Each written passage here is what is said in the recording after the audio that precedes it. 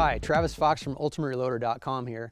I'm getting ready to head off to an NRL Hunter match down in Benge, Washington, down in the eastern corner of Washington, Idaho, Oregon. And this is all built on a bunch of videos that we've just done recently. The 6.5 Creedmoor that Gavin built, the KRAFT test video, the power factor video, and the what's in my bag video. All these things are coming together so that I can go to this match. I've done a bunch of practice, done a bunch of tripod work with my 2-Vets tripod. I've got a bunch of studying that we did. Now I'm shooting the 147 ELDM from Hornady, and we're gonna put this all together. Just this week, we got a bunch of gear from Cole-Tac. Pretty awesome. We got new rear bag, some data acquisition stuff here, another cartridge case, a brass bag. And the one thing I really was pumped to see was the bino harness that we have here. I'm really liking this. This bino harness will just keep the Athlon laser rangefinding binos right close on my chest, be able to throw it up, range some targets, put it back down, and keep on shooting. So I'm gonna be shooting this rifle here that Gavin built for us here. This is the 6.5 Creedmoor. I put it in the Element Magnesium 4.0 chassis so that I can make all the weight factors. I got the EC tuner brake on there, the Leupold Mark V. I'll be shooting the Hornady 147 ELDM. It makes that power factor like you saw in that video that I talked about. So I think I'm ready to go shoot this match. Let's do it.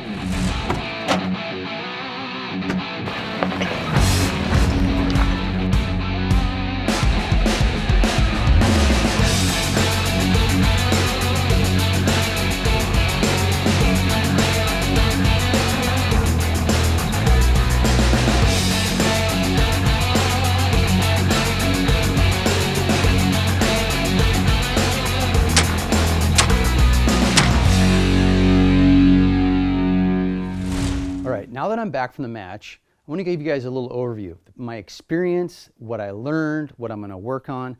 But first, let's give you guys a little bit of details on NRL Hunter, the rules, and then I'm going to compare it to PRS and some of the differences that we see in those. So if you look at this slide we've got here, NRL Hunter, the stages are quite a bit different than PRS. You have 4 minutes versus the 90-second usual time on a PRS stage. And these are just averages. Some matches are different and all the round counts, but NRL Hunter is 4 minutes per stage. And if you look at the round count per stage, there's a max of 8 rounds on an NRL Hunter, whereas PRS stages can be, they're pretty varied, but they're kind of around 10 to 15 rounds per stage. The NRL Hunter, they're all unknown ranges. There's no range given to you. PRS matches do have unknown range stages, but not very often anymore. Most of them, you have the time to range and write your dope down, and then you go and engage the targets. NRL Hunter, unknown 100% of the time. You're never given that.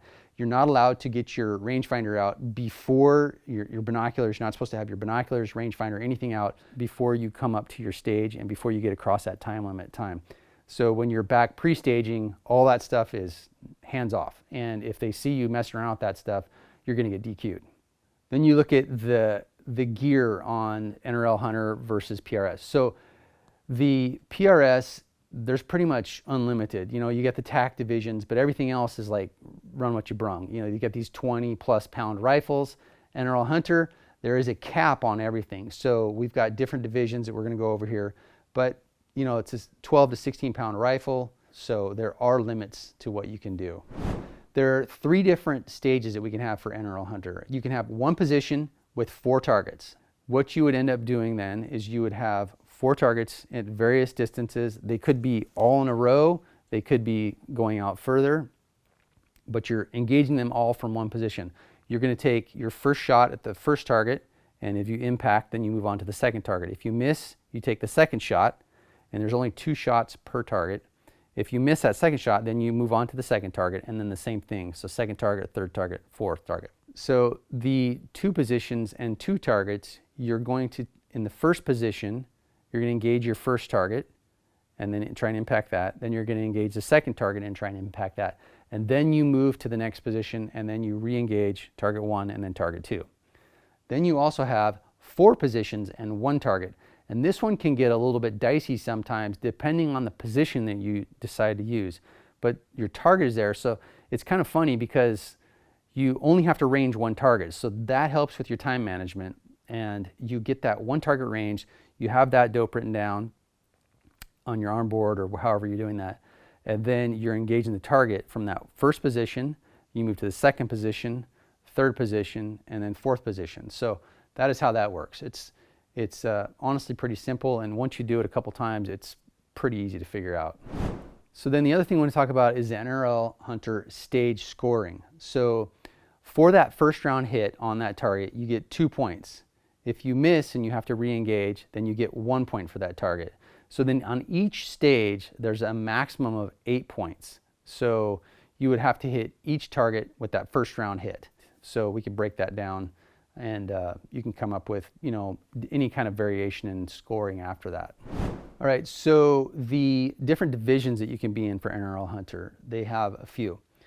So we have team, and the team is 2 people. They have 6 minutes, and you would think that that gives them a distinct advantage, but it was interesting to watch the team shooters.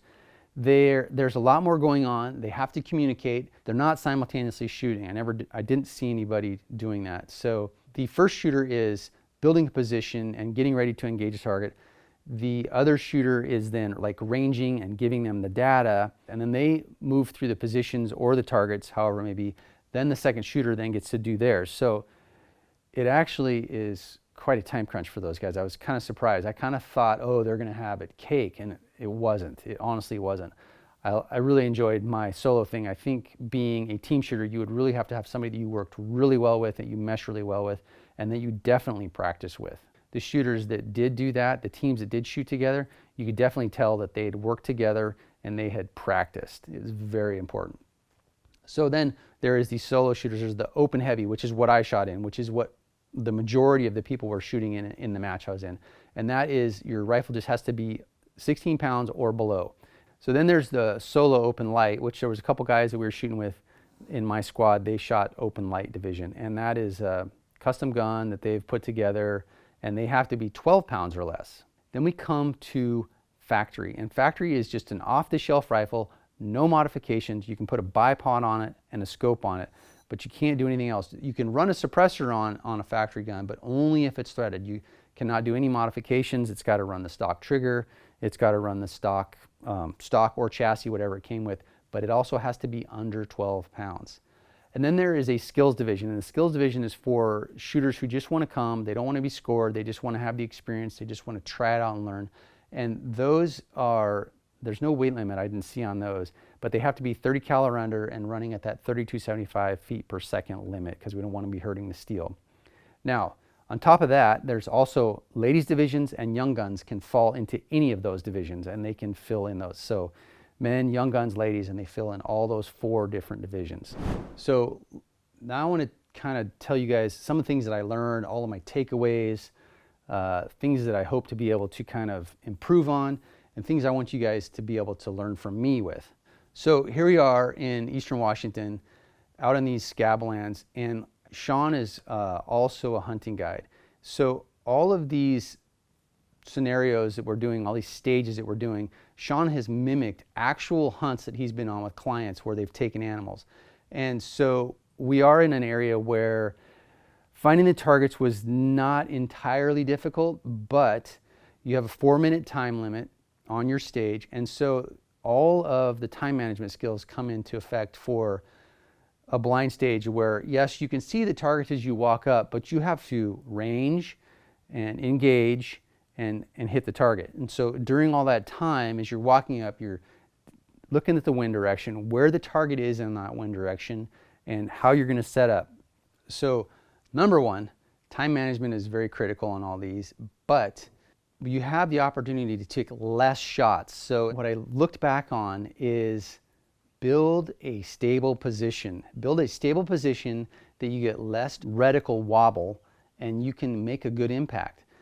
You'll see here on a couple of the videos that I have that I had my bag, my cuddle bag, hanging off my back, and I didn't use it. And I walked away from these stages and I was like, oh my gosh, why did I not do that? But I didn't do it just once. I did it like several times, and I was like, come on, figure this out. So finally I was like, okay, get this thing back up where it needs to be. And as soon as I did that, as soon as I got that rifle buttstock all stable, it was so much easier to make these first round impacts, and it just changes everything. So take the tools that you have and use them. The other thing I want to kind of reiterate to people is under that time management, when you're under pressure in these competition settings, you rush, right? And so what does that mean you do? You're just slapping the trigger. And that is the worst thing that you can do. It's so much better just to slow down, take the time, and just do that nice pull and follow through.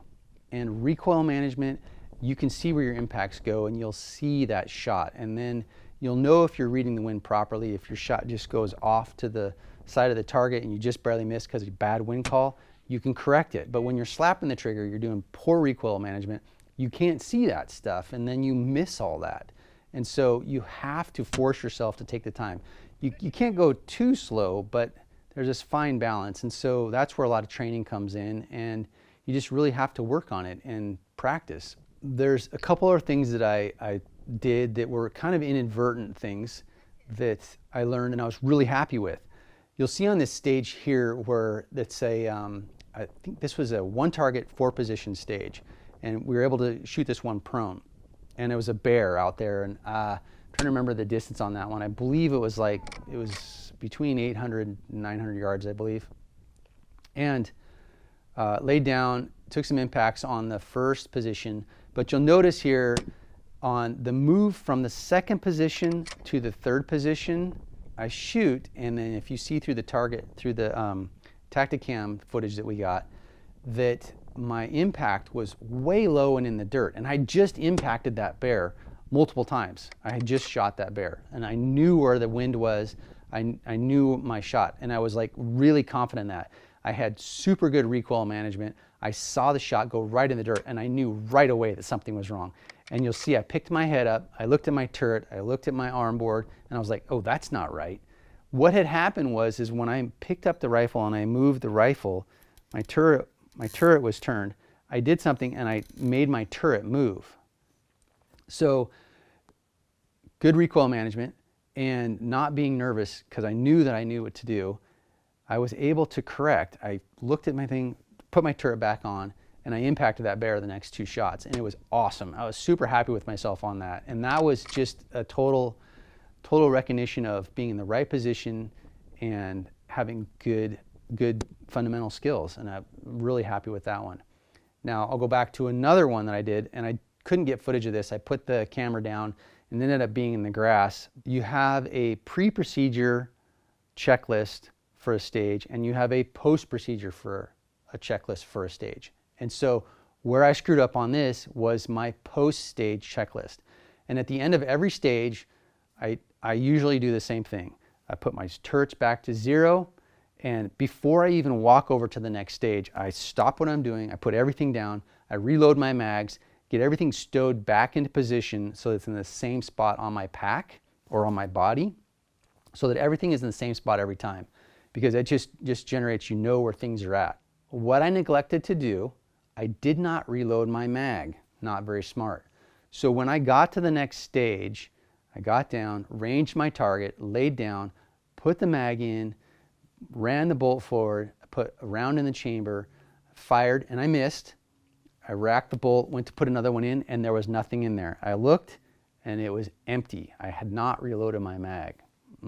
Big mistake. But what I do always is I have a second mag that's loaded in my bag. I knew exactly where it was, so it was in the right position. I reached over, grabbed my bag, pulled it out, slapped it in, and kept going through the stage. And I literally only lost like probably less than 10 seconds, easily. All right, so that was my NRL Hunter match. Really great experience, really fun time. I want to thank Gavin for giving me this really just a hammer of a 6.5 Creedmoor, the XLR stock and all this stuff. It made weight. The EC tuner is just very, very flat shooting. It has excellent recoil management. Leupold scope was just crystal clear, and it works really well when you don't bump it. The 2-stage trigger, I love those things. These ELDMs, the 147 ELDMs, made my power factor simple. You guys can watch that video. I did use my Wheeler fat sticks at one time just to tighten a couple things up. The Cole-Tac bino harness, love that thing, you know. It's super handy having that thing there. And the QDT tripod from Two Vets, the tripods really help so much. And I tell you what, people argue that they wouldn't take these things hunting. I would definitely take one hunting for sure. They are worth their weight in gold. They can provide you with just amazing shooting positions that are so stable, shooting over terrain, being able to take shots you couldn't take on your belly or having to lean on a tree or something like that. So very, very good times. But what I want to tell everybody is that I was so fortunate to squad in the squad I did, because I got to hang out with some great guys, really good shooters, and you guys are all probably wondering who won the match and everything. So I got to be in a squad where I had more than one winner in my squad. Jacob Everett won the open heavy division, which I shot in. He won that, so I got to hang out with him. John Pinch, Matt Allwine, they took second place in the team division by it was by just a couple of points, I think. It was a very close race for the first and second place for that. And then Nate Savage, he won the open light division. So congrats to them. And then Hunter Hicks was second place in the open light division, and they were all in the same group as us. And then the Nate and Mac, they actually shot better than I was the lowest scoring shooter in my squad. So I still had a great time. But I mean, what an experience to go hang out with these people, go shoot, you know, go learn, go watch these guys do what they do. And it was just, I felt very fortunate to do it, and it was just a ton of fun. Thanks, Sean Johnson, for putting on a great match. Thanks again to the ROs, and thanks again to all the other people that came up and talked to me. But what I'd like to know is, I'd like people to drop comments. I want to know, are you going to go do one? Do you want to go do one? And tell me about it. I want to hear from people that came up and talked to me. I want to hear about your experiences. I'd like to just have more interaction with you guys. If you see me in a match, come and say hi. I really, really appreciate that. I really like doing that. So had a great time, very fun stuff. I encourage everyone to go do it. And so now it's time to wrap it up.